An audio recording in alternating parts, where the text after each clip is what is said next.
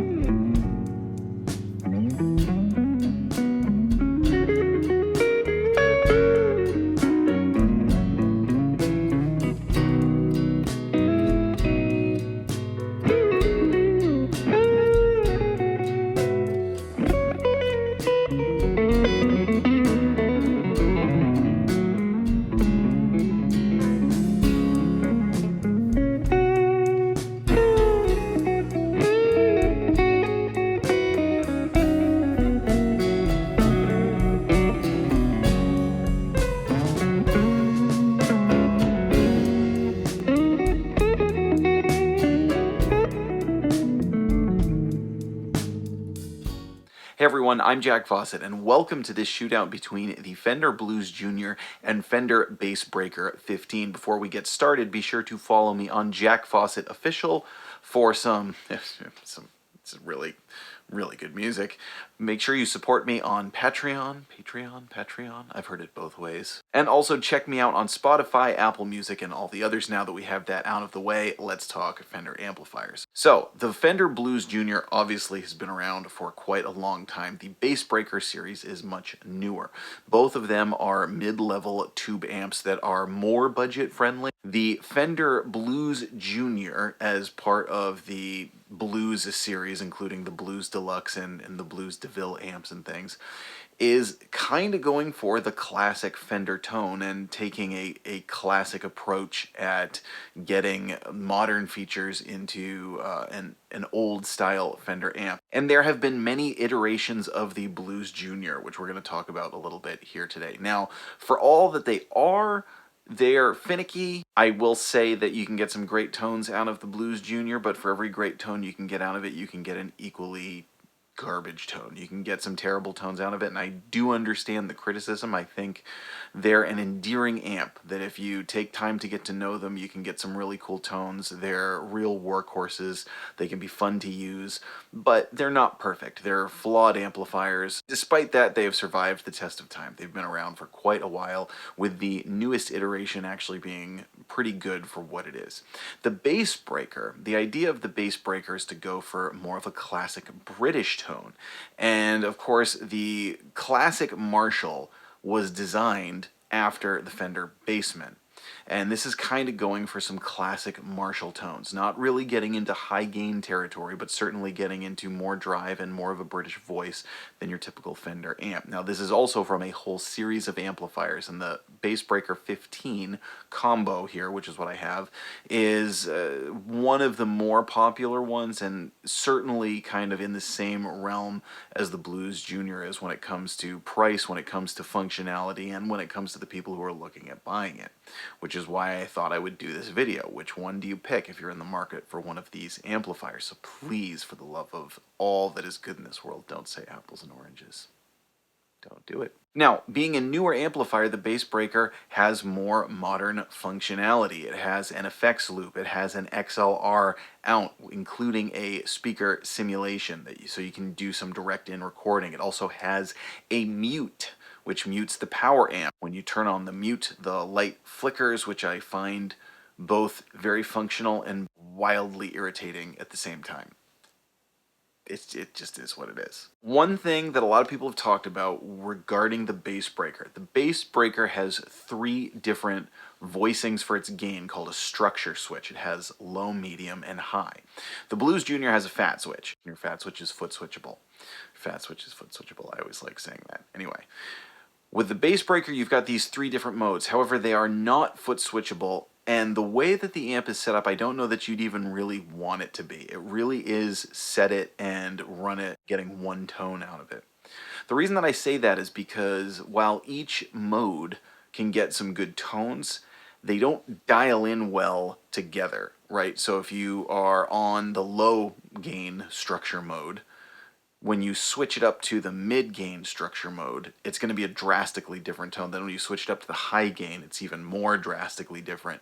So they don't really integrate that well together. I did find that sharing the EQ stack, that's not a big deal. I think it kind of sounds good doing what it does, which is the knobs relatively close to noon. It's more just a matter of kind of volume, where the gain is. They just don't fit well together. For instance, on the low gain mode, you really need to have the gain pushed a lot and the volume pushed a lot. It's a much lower output on the low mode. You flip up to high gain with the gain up, and it is searingly loud, extremely noisy, and kind of squealy. The high gain mode sounds much better, I found, if you keep the drive dialed back. So the channels, each one can get some really good tones, but again, they just don't work well together. Now, conversely, the Fender Blues Jr. gives you a little bit more in that sense if you want to use it live. You've got your foot switch for your fat switch. I said it again. That being said, I have said this in many videos before, I'm not a fan of the fat switch. I think you get the best tones from the Blues Jr. if you don't use the fat switch, if you keep it on its standard mode and then boost it with pedal, so use it as a pedal platform. The fat switch, particularly on the new version, the Model 4, the version 4 Blues Jr., it's not unusable, and particularly in a live setting, like, yeah, it can kind of give you just the right amount of punch when you need it, so I'm not completely tearing it down. On older versions, I might go so far as to completely tear it down.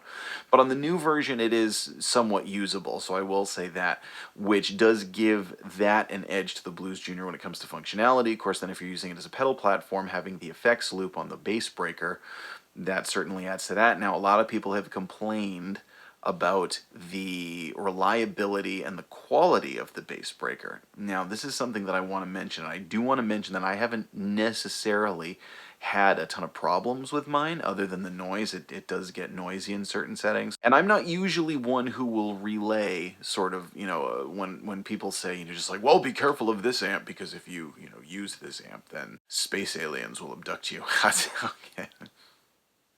But when it's something reasonable and when enough people say it, I think it is worth relaying that the Bassbreaker is not built structurally well and not easy or conducive to repairs. So keep that in mind. The Blues Jr., for all it is, for all it's not, is pretty easy to, to get at. There's tons of techs around who know how to work on them. There's tons of mods and things you can find on the internet. The Bassbreaker, by all accounts, is a pain to work on and not as reliable. As far as not as reliable, certainly some modern Fender stuff, I've seen more reliability issues than with older Fender stuff, so that could possibly apply to the Blues Jr. 4s as well. However, again, I just think the Blues Jr. 4s, you pop the back off, everything's pretty much right there. It's very, very easy to find a schematic, to see what other people have done, and again, to find a tech who knows how to work on it. Now, the real thing is when it comes to the tone. Here's how I would describe it. The Bassbreaker is like taking a photo on your iPhone, right? Just a regular photo on your iPhone. Everything is clear, everything is kind of even, the color is good, you get a good picture of everything. The Blues Jr. is like using portrait mode. Now, it can be finicky, can be kind of blurry, and the edges might not come out right if you don't exactly kind of focus it right, but if you focus it right, it's just going to sound magnificent and it's gonna look just gonna look magnificent. People are gonna think that you're a professional photographer when you really just kind of figured out how to do that. That's a good metaphor. That's seriously one of my best metaphors, and that is saying a lot, I know. All right, the point to all that. The Bassbreaker, I found, has more range on the knobs. It has more usable tones, and it's much easier to dial in a good tone on any of the settings and a good range of tones on any of the settings. However, with the Blues Jr., which is very finicky, there are a lot of bad tones you can get out of a Blues Jr., but if you can get the sweet spot and get the right tones out of the Blues Jr., I thought they were superior to the Bassbreaker. Now, some of that is stylistic. If you like a British sound better than an American kind of sound, then obviously that's what it is. But when it comes to quality of tone, again, it's just the Bassbreaker gives you a lot more options. Blues Jr, when you get it right, you just get it right. Now, I am kind of cheating with the Blues Jr today because you're actually hearing two different Blues Juniors. Now, in the intro, you are hearing a Blues Jr 3, the classic tweed Blues Jr 3 with the Jensen speaker. And that one's been around for a long time. You can still get them, and there are tons of them used around. That's kind of one of the ubiquitous classic Blues Jr models that's been out there. However, it is not the current model. I do have a current Blues Jr 4. The reason I didn't use that one throughout the whole video is because mine is a limited edition from Sweetwater that has an Eminence Cannabis Rex speaker.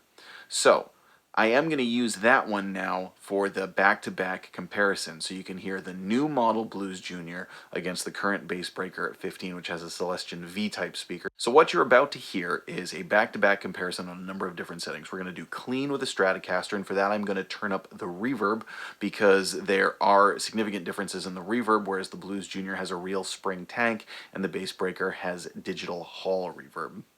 Then we are going to do a couple of different edge of breakup settings. We're going to use a Les Paul for an edge of breakup setting, and then also use a Stratocaster on an edge of breakup setting, and then boost that with a Wampler Moxie overdrive, which is based on a tube screamer so that you can hear how it takes overdrive pedals. And then at the end, we are going to use the Les Paul and go for the kind of highest gain that I think sounds good, which on the Blues Jr is really pushing it. It's using the fat switch and driving it pretty hard with the volume, which equals the gain all the way up. With the Bassbreaker, I am going to go onto the high gain structure mode. However, I'm going to keep the gain turned back a little bit again so that it doesn't get up into that super noisy, squealy territory. So let us know, what do you think? Which one of these would you get? I'm Jack Fossett. Please remember to like, share, and subscribe, and I hope you enjoy the rest of the video.